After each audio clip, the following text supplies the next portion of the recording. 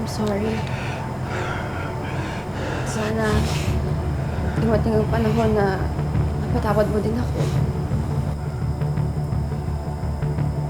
Huwag ka na umasang darating yung panahon na yun, Maxine. Susundin ko yung sinabi ni Mami. Pag nasa labas tayo, okay tayo, parang walang nangyari. Pero pag tayong dalawa lang, huwag na huwag mo akong kakausapin.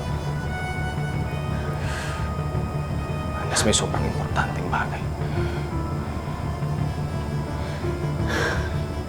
Ilang beses kong kailangan mag-sorry sa'yo para mapatawad mo ko, ha? Pinagbayaran ko lang ang kasalanan ko. Tingnan mo! Tingnan mo!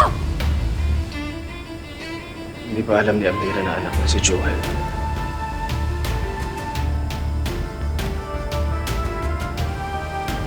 Kaya maganda ako.